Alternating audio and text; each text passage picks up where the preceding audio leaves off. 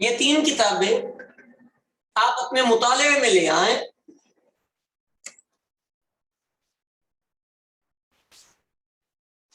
Video رک گئی.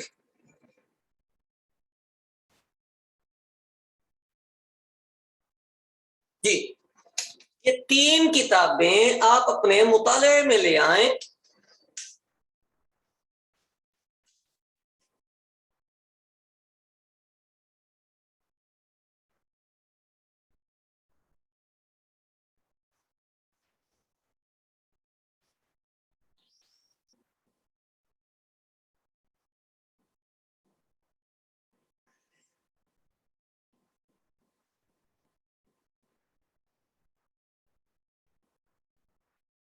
ایک منٹ صرف.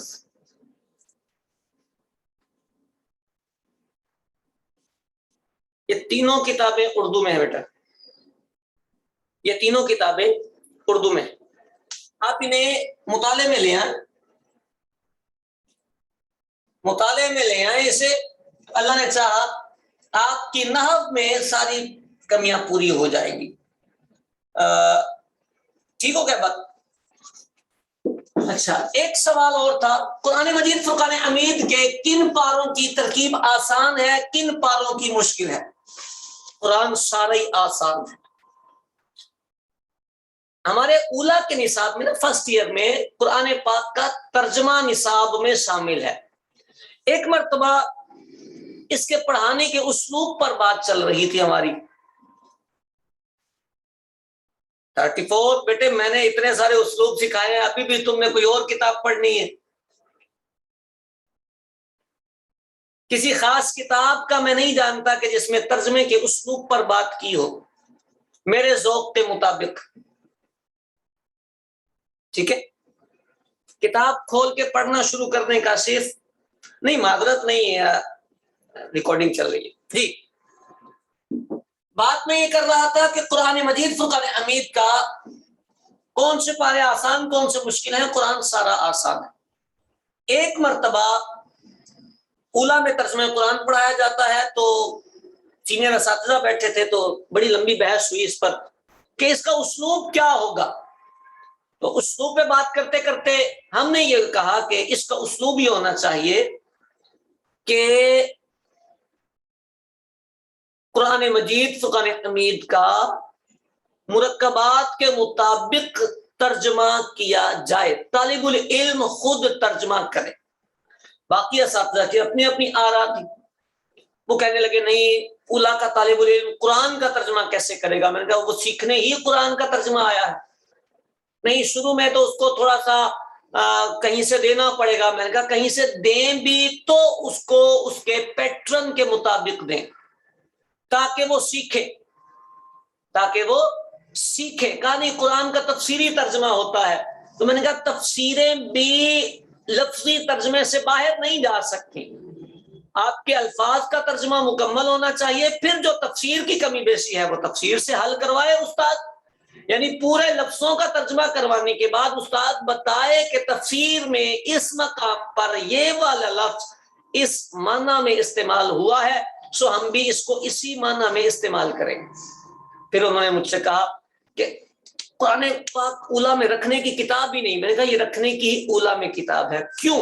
اس لیے کہ یہ واحد وہ کتاب ہے جس پر اعراب لگا ہوا ہے اور اعراب 110% درست ہے.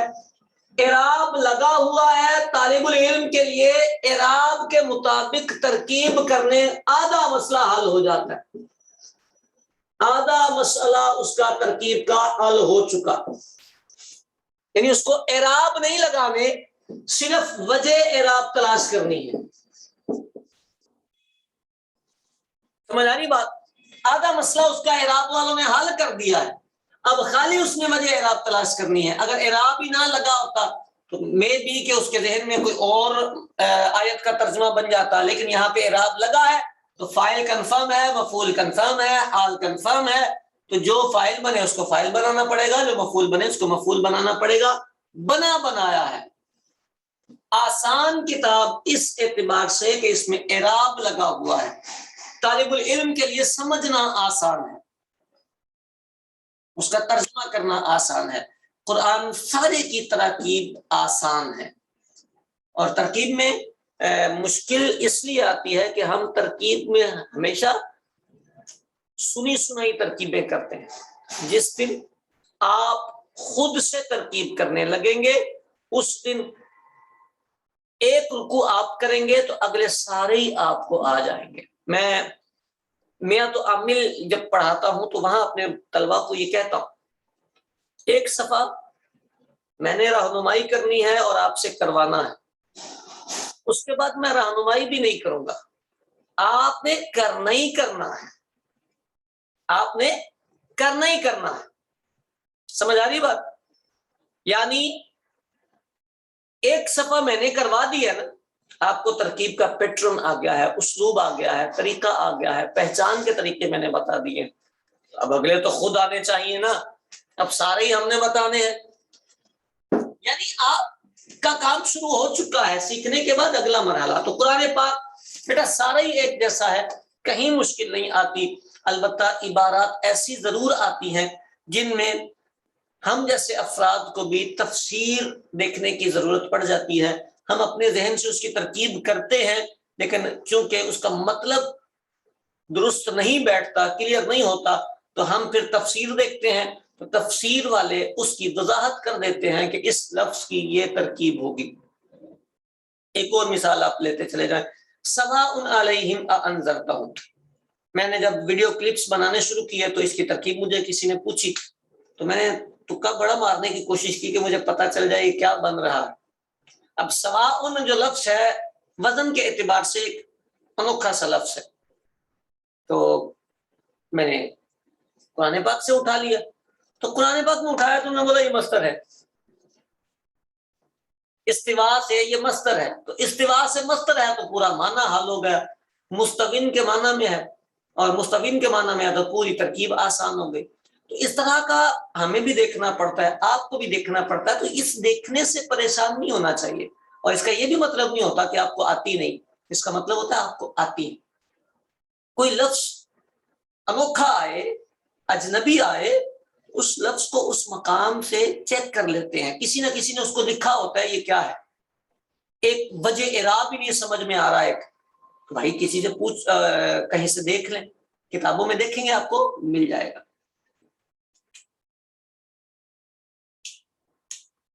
جب کسی اور لفظ کی تعویل میں لیتے ہیں، نہیں ایسے نہیں لیتے. بہت کم ایسا ہوتا ہے، قرآن پاک میں بھی بہت کم ایسا ہوتا ہے کہ لفظ اپنے ظاہری معنی پر نہیں ہوتا. لیکن اس مقام پہ بھی درس نظامی کا طالب العلم ہونے کی حیثیت سے اس کو پتا ہونا چاہیے کہ یہ لفظ اپنے ظاہری معنی میں کیوں نہیں ہے، دوسرا معنی کیوں کیا جا رہا ہے، یہ پتا ہونا یہ ضروری ہے. اکثر یہ بہت کم ہوتا ہے جو آپ نے سوال کیا ہے نا کہ لفظ دوسرے معنی میں استعمال ہو رہا ہے، ایسا بہت کم ہوتا ہے. عموماً الفاظ اپنے معنی پر ہی استعمال ہوتے ہیں. مجازی معنی اور استعارات جو ہیں یہ کم ہوتے ہیں، اور جہاں ہوتے ہیں وہاں واضح ہو چکا ہوتا ہے، آسان پیرائے میں وہ باتیں ہو چکی ہوتی ہیں. تو اس میں پریشان تو نہیں ہونا ہوتا. ٹھیک ہے، یہ اصل میں ہم قرآن پاک پڑھتے ہی بہت کم ہے نا، اسی لیے ہمیں لگتا ہی بہت مشکل. اگر آپ مجھ سے تھوڑے دن پہلے کسی نے کہا کہ ہم ترکیبوں کی پریکٹس کہاں کریں، میں نے کہا قرآن پر کریں. اور کہاں کرنی ہے؟ قرآن سمجھیں. آپ کے پاس ڈائریکٹلی ہے ہی قرآن، آپ آئے ہی قرآن سیکھنے ہیں، شروع ہونے ہیں قرآن پاک کی ترکیبیں کرنا، پورے قرآن کی ترکیبیں کریں. آپ پورے قرآن کی ترکیبیں کریں، پورے قرآن پاک کا آپ ترجمہ کریں، اسلوب کے مطابق کریں. اللہ نے چاہا آپ کامیاب ہو جائیں گے. ٹھیک ہو گئی بات؟ اچھا، اب ایک سوال اور کیا ہے کسی نے، عربی پڑھنے میں روانی کیسے پیدا ہو؟ یہ بتا چکا ہوں. روانی کیسے آتی ہے عربی پڑھنے میں؟ مشق کرنے سے، عربی پڑھنے سے آتی ہے. اردو میں آپ 20 سال کتابیں پڑھتے ہیں، آپ کو عربی میں مہارت نہیں آئے گی، آپ کی عربی پھنس جائے گی، اٹک جائے گی. جیسے کل میں نے مثال دی تھی، میں عربی بولتا نہیں، پڑھتے پڑھاتے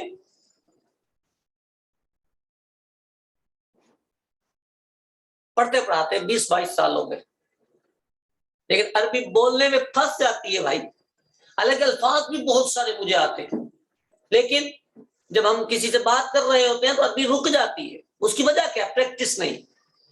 پڑھنے میں بھی ایسا ہی ہوتا ہے، اب ہمیں پڑھنے میں دقت نہیں ہوتی، اس کی وجہ پتہ کیا؟ ہم روز پڑھتے رہتے ہیں، عربی پڑھتے رہتے ہیں، تو ہمارا یہ مسئلہ پڑھنے میں کبھی ہمیں دقت نہیں ہوتی۔ آپ بھی پڑھنا شروع کریں، آپ کی عربی درست ہو جائے گی۔ قرآن شریف کی ترکیب کے لیے کیسے شروع کریں؟ کوئی ترکیب یا حل، کوئی کتاب یا حل؟ مطلب ترکیبیں سیکھ لی تو اب قرآن کھولنا ہے بغیر ترجمے والا، آیت مبارکہ لینی ہے اور اس کا ترجمہ کرنا ہے، کسی کتاب سے نہیں کرنا، کسی کہیں سے بھی نہیں کرنا، آپ نے قرآن پاک کھولنا ہے اور اس کی ایک ایک آیت، روز کی ایک آیت لے لیں اور اس کو حل کرنا شروع کر دیں، آپ کی ترکیبیں ہونا شروع ہو جائیں گی۔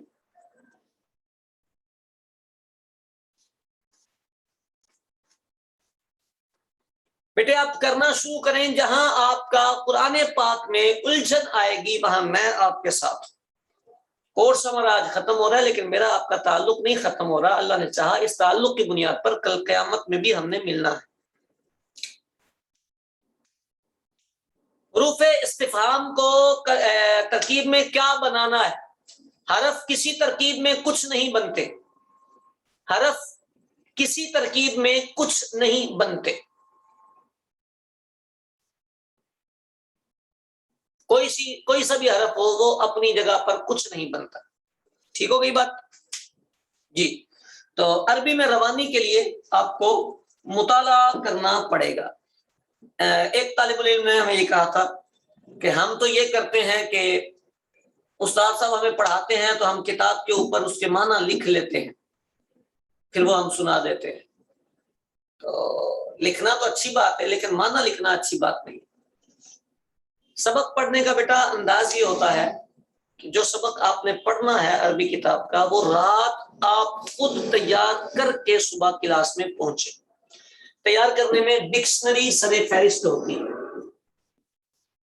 یعنی یہ کام آپ کی ذمہ داری ہے۔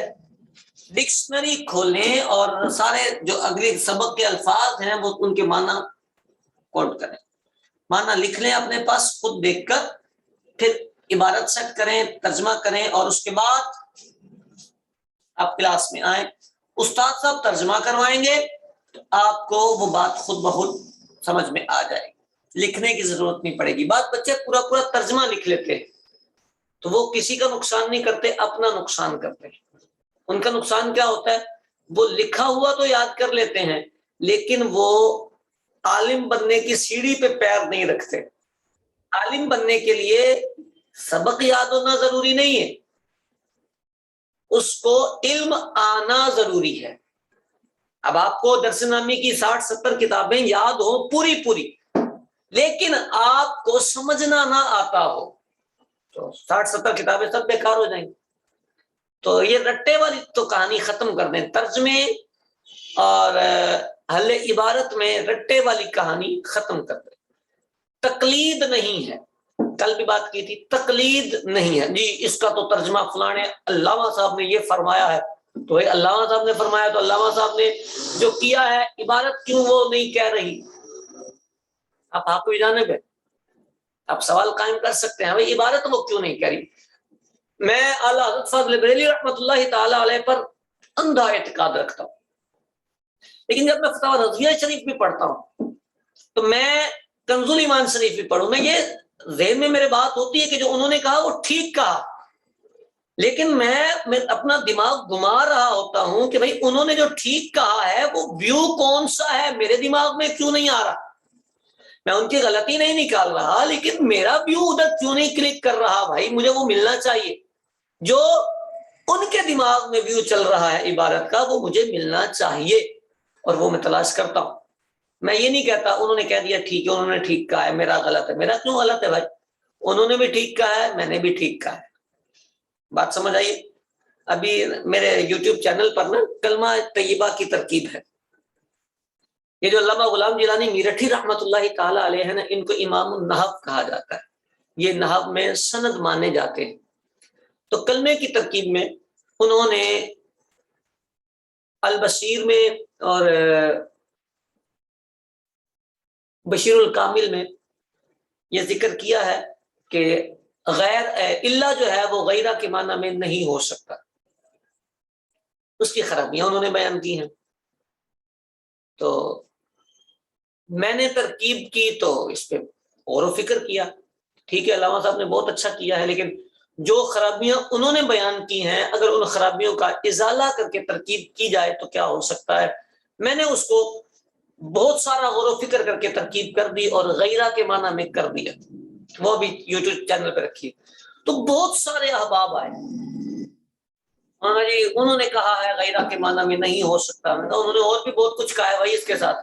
انہوں نے وجہ بتائی تھی کہ اس لیے غیرہ کے معنی میں نہیں ہو سکتا. میری ترکیب میں آپ ترکیب کر کے غور کر کے دیکھیں کہ کیا وہ وجہ موجود ہے.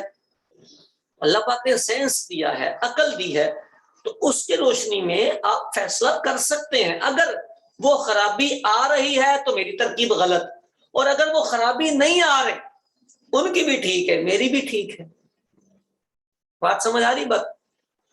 تو ہم اپنے بزرگوں سے اختلاف نہیں کرتے، لیکن ہم یہ ضرور جاننا چاہتے ہیں ایز اے طالب العلم کہ ان کے ذہن میں ویو کون سا تھا، اور میرا ویو کوئی اور بن سکتا ہے کہ جو وہ خرابیاں بیان کر رہے ہیں ان خرابیوں سے بھی میں بچ جاؤں. پھر میں نے ایک اور کلپ ریکارڈ کیا تھا اس پر، علامہ غلام جیلانی میرٹھی رحمت اللہ تعالی علیہ کے کلمہ طیبہ سے کی ترکیب میں اختلاف کی وجہ. تو سمجھانے کی بات، آپ اگر لکھا کر یاد کرتے ہیں تو پھر درس نظامی والا کام آپ کا کم ہے، کمزور ہے. کوشش کریں الفاظ کے معنی خود ڈکشنری سے نکال کے لکھیں اور پھر خود ترجمہ کریں. ترجمے کا جو پیپر آتا ہے اس میں ہم لوگ تیاری نہیں کیا کرتے تھے. اس کا پتہ ہم نے شروع سے ایک روٹین بنائی ہوئی تھی، او بھائی ترجمہ کرنا تو مجھے آتا ہے، کوئی بھی عبارت آ جائے گی بس اس کے الفاظ معنی یاد ہونے چاہیے. ہمارا ترجمہ قرآن کا جب پیپر ہوتا تھا یا جلالین شریف وغیرہ کا جب پیپر ہوتا تھا، ہم اس میں کتاب تھوڑی اٹھاتے تھے. ہم نے پورا نصاب کے الفاظ معنی لکھے ہوتے تھے 1-2 پیجز پہ، تو وہ الفاظ معنی تھوڑی توجہ سے ہم دیکھ لیتے تھے کہ کس لفظ کا کیا معنی ہے. پھر جملہ آئے گا نا، عبارت آئے گی، اس کا ترجمہ کرنا ہے. الفاظ معنی آ جائیں گے تو ترجمہ ہمیں کرنا آتا ہے، جملہ پہچاننا آتا ہے، تو ہم ترجمہ خود کر لیں گے. ترجمہ خود کرنے کی عادت ڈالی. ٹھیک ہو گئی بات؟ کسی کے ذہن میں کوئی اور بات؟